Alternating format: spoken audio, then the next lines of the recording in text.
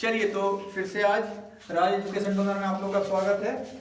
और पिछले क्लास में हम लोग कहाँ तक पढ़ लिए थे? मौलिक कर्तव्य के बारे में पढ़ लिए थे। आज भाग 5 की ओर जाना है हम लोग को। भाग 5 क्या कहता है उसके बारे में समझना है।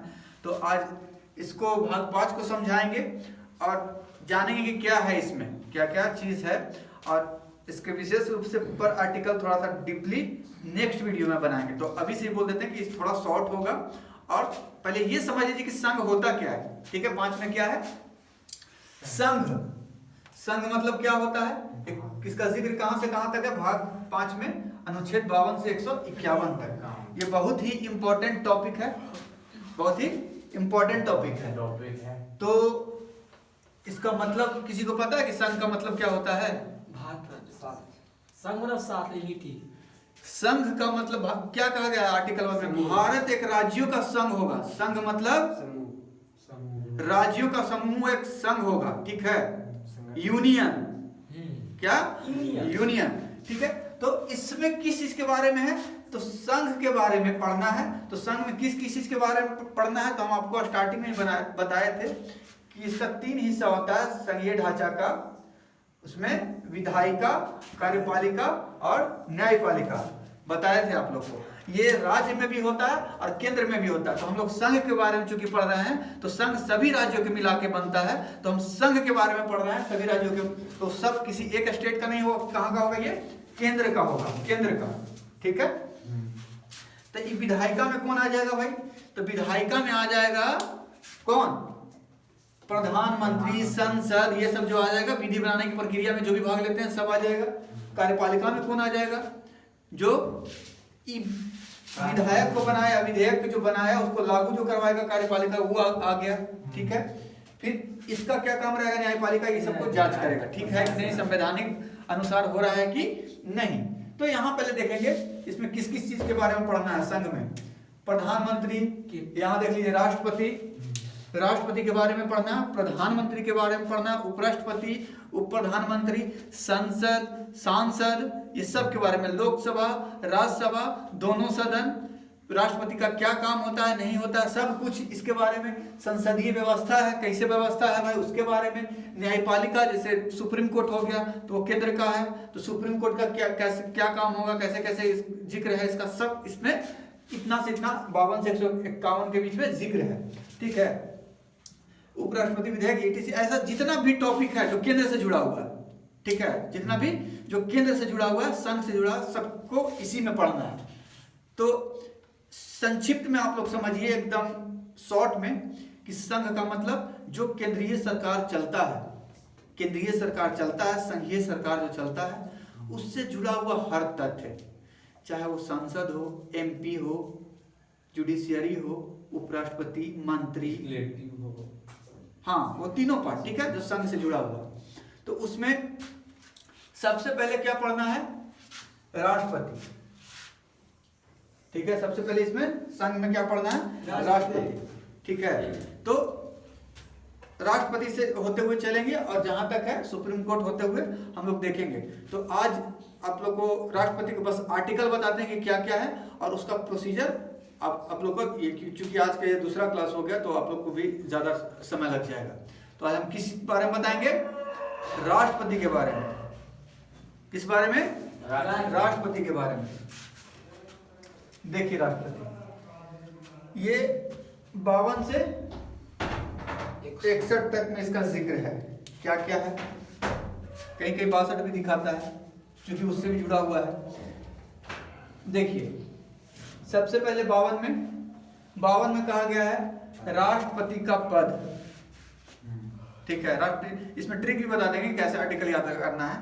देखिए बहुत मुश्किल चीज नहीं है आर्टिकल याद करना, बशर्ते कि आप 100% यहाँ अगर ध्यान देके पढ़िएगा। तो हम 2 तरीके से बताएंगे। एक नॉर्मल ट्रिक जो सब बताता है, ये वाला पकानी का द्वयोदशम जो है, वो लगभग आपको यूट्यूब पे सब जितना भी टीचर हैं ऑनलाइन ऑफलाइन सब बताते होंगे। ठीक है, उसके अलावा भी आपको बता देंगे कि अगर ये कभी भूल गए तो उसके अलावा भी एक ट्रिक बता देंगे कि उससे एकदम और आसानी से आप पकड़ पाइएगा। ठीक है, तो सबसे पहले जैसे बताएं कि किसी भी चीज का जिक्र कर, जैसे राष्ट्रपति का ही जिक्र कर रहे हैं हम कि राष्ट्रपति होगा, तो सबसे पहले उसकी पद होगा तभी तो कुछ होगा। राष्ट्रपति क्या है? एक पद है, ना कि एक व्यक्ति है। तो सबसे पहले क्या है? पद, ठीक है, राष्ट्रपति का पद। फिर दूसरा 53 में क्या कहा गया है कि कार्यपालिका का जो शक्ति होगा ना वो राष्ट्रपति में निहित होगा। कार्यपालिका का हेड पद, ये जो पद होगा राष्ट्रपति का एक पद होगा, और जो पद होगा सबसे बड़ा होगा, हेड। जैसे आपको छोटा सा एग्जांपल लेके समझाते हैं।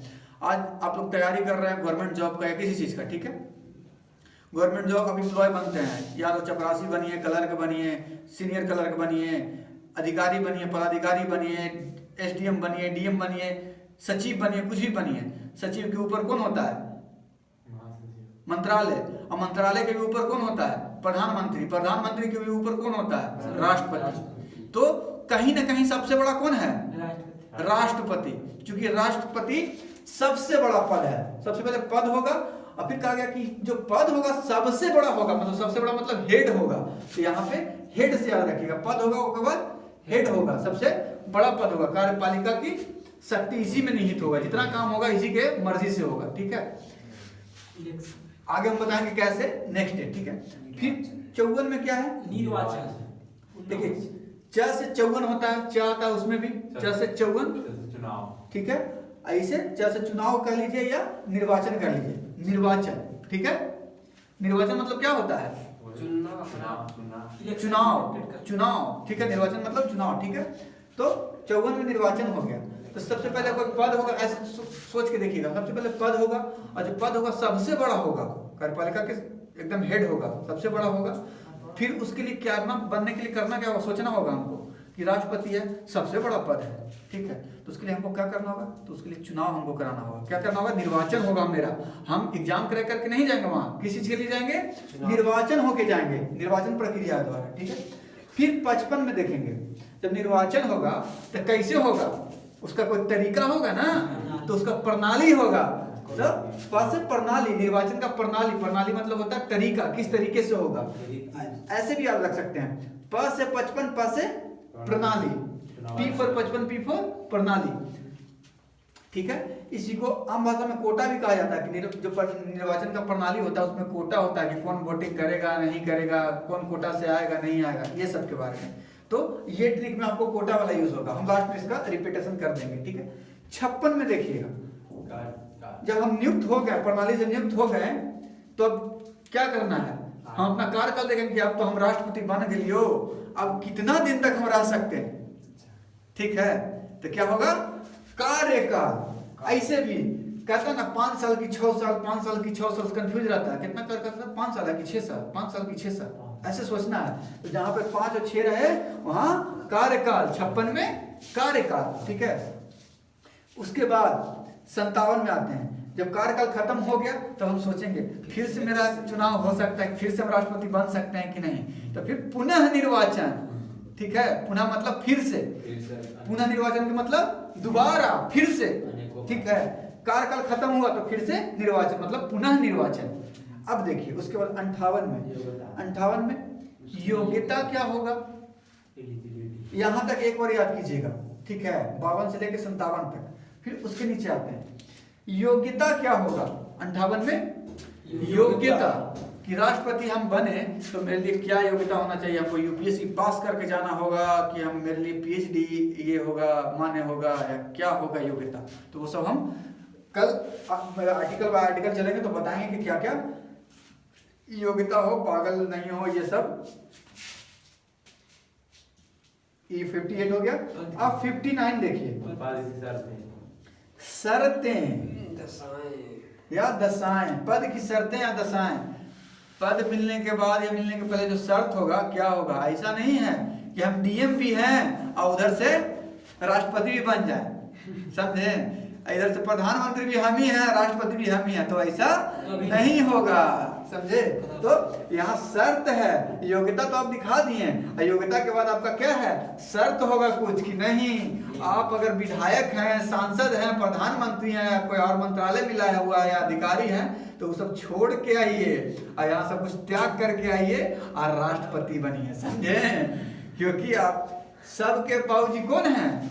राष्ट्रीय के उपपति हैं, सबसे बड़ा वही है। राष्ट्रपति। अब राष्ट्रपति बताओ तुम ही कि राष्ट्रपति जो रहेगा वो नौकरी करेगा तो अच्छा लगेगा? नहीं लगेगा। तो पद की गरिमा के लिए उसका शर्त कुछ रखा गया है। तो योग्यता हो गया यहाँ, पद की शर्तें हो गया, दशाएं हो गया। अब देखिए 60 में स से 60, स से शपथ। शपथ मतलब इसको अंग्रेजी में बोलते हैं, इंग्लिश मीडियम वाला ओथ। क्या बोलते हैं? ओथ। ठीक है, ठीक है। तो ओथ बोलते हैं। तो इसको कैसे याद रखेंगे? स से 60 और स से शपथ। स से 60, स से शपथ। ठीक है।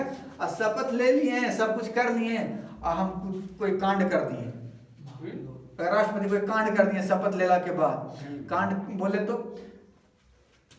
बैठले बैठले कोई पे लपड़ा चला दिए, या कोई ऐसा संवैधानिक काम कर ली जो करना नहीं चाहिए था। गोली चला दी। हाँ नहीं, गोली तो नहीं चला सकते हैं, किसी को मार दिए या किसी को मतलब भेदभाव कर दिए किसी के साथ, इस टाइप का। ठीक है, असंवैधानिक काम जो कर दिए।